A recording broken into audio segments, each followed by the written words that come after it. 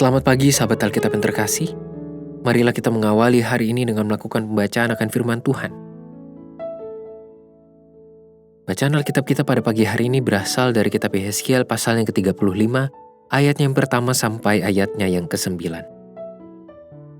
Datanglah firman Tuhan kepadaku. Hai anak manusia, tujukanlah mukamu kepada pegunungan Seir, bernubuatlah melawan dia, dan katakanlah kepadanya, beginilah firman Tuhan Allah. Aku akan menjadi lawanmu, hai pegunungan Seir, dan aku akan mengacungkan tanganku melawanmu dan akan menjadikan engkau musnah dan sunyi sepi. Aku akan menjadikan kota-kotamu reruntuhan dan engkau menjadi sunyi sepi, dan engkau akan mengetahui bahwa akulah Tuhan. Oleh karena dalam hatimu terpendam rasa permusuhan yang turun-temurun, dan engkau membiarkan orang Israel menjadi makanan pedang pada hari sial mereka. Waktu saatnya tiba untuk penghakiman terakhir. Oleh sebab itu, demi aku yang hidup, demikianlah firman Tuhan Allah. Aku akan menjadikan engkau darah, dan darah akan mengejar engkau. Oleh sebab engkau bersalah karena mencurahkan darah, maka darah akan mengejar engkau. Aku akan menjadikan pegunungan Seir musnah dan sunyi sepi, dan melenyapkan daripadanya orang-orang yang lalu lalang. Aku akan memenuhi juga pegunungannya dengan orang-orang yang mati terbunuh. Di bukit-bukitmu, di lembah-lembahmu, dan alur-alur sungaimu akan berebahan orang-orang yang mati terbunuh oleh pedang. Aku akan menjadikan engkau sunyi sepi untuk selama-lamanya, dan kota-kotamu tidak akan didiami lagi. Dan kamu akan mengetahui bahwa akulah Tuhan. Rangkaian ayat ini menampilkan adanya tegangan yang menyejarah dalam relasi antara keturunan Yakub dengan Esau, yakni bangsa Israel dan bangsa Edom. Hubungan di antara kedua bangsa ini memang cukup unik, setara dengan hubungan kedua nenek moyang mereka. Yakub dan Esau sempat berkonflik dalam memperebutkan hak sulung, dan menghasilkan rasa permusuhan begitu besar, secara khusus pada diri Esau. Pada akhirnya, kita memang mengetahui bahwa keduanya mengalami rekonsiliasi demi kehangatan hubungan yang lebih baik. Meskipun hubungan di antara keturunan mereka tidaklah begitu harmonis. Tuhan memberikan teguran yang cukup spesifik terhadap orang-orang Edom dengan menggunakan pegunungan Seir sebagai simbol wilayah mereka yang akan mengalami penghukuman. Pada ayat 5 pun telah tergambar dengan cukup lugas mengenai sikap permusuhan dan kebencian yang menguasai orang Edom terhadap Israel. Sejarah ketegangan hubungan di antara dua bangsa ini memang cukup pelik, yang sudah dimulai sejak masa nenek moyang mereka itu sendiri. Pada masa Musa membawa orang Israel keluar dari tanah Mesir menuju tanah yang Tuhan janjikan, orang Edom pun sudah menunjukkan sikap permusuhan yang begitu besar atas orang Israel.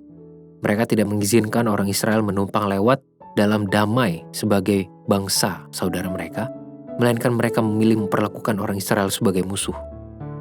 Sahabat Alkitab, berdasarkan teguran Yehezkiel ini kita mendapati dampak buruk dari perpecahan yang dibiarkan terus hidup dalam diri manusia. Tuhan menegur orang Edom secara keras atas sikap permusuhan dengan hati yang diliputi oleh kebencian yang mereka berikan kepada orang Israel. Orang Edom telah membiarkan pengalaman masa lalu, bahkan yang tidak langsung mereka alami, membentuk cara pandang dan sikap hati untuk memperlakukan orang-orang Israel. Hal ini tentu menjadi sesuatu yang tidak sehat dan perlu segera kita tinggalkan. Menimbulkan kebencian dan menyimpan pengalaman pahit merupakan sebuah kebiasaan buruk yang disenangi oleh banyak manusia, meski ia tahu hal tersebut dapat merusak kualitas mental, karakter, dan iman. Oleh sebab itu, teguran dari Tuhan bagi bangsa Edom yang disampaikan melalui mulut Yehezkiel kiranya dapat menjadi sebuah ajakan bagi setiap kita di masa sekarang untuk membuka kembali setiap pengalaman pahit yang menimbulkan kebencian atau marah kepada orang lain.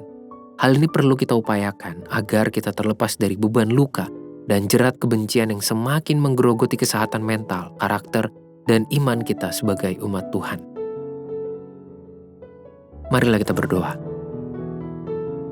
Tuhan, kami mengakui bahwa seringkali kami menyimpan pengalaman pahit dan membiarkan diri kami terhanyut oleh emosi-emosi yang ditimbulkan melalui pengalaman-pengalaman tersebut. Alhasil tidak jarang kami justru berubah, kami bertumbuh menjadi manusia-manusia yang penuh kebencian, penuh pikiran negatif, dan kecurigaan kepada orang-orang yang ada di sekitar kami. Pada saat itulah sesungguhnya kami semakin sulit, atau bahkan kami dapat gagal untuk menjadi saluran berkat Tuhan. Tolong kami Tuhan, ubahkan hati dan pikiran kami. Berikanlah kami ketulusan dan kemampuan untuk mencerna, untuk memaknai, untuk mengalami sebuah pengalaman-pengalaman pahit, pengalaman penuh luka, yang tidak jarang menimbulkan bekas yang begitu besar di dalam hati kami.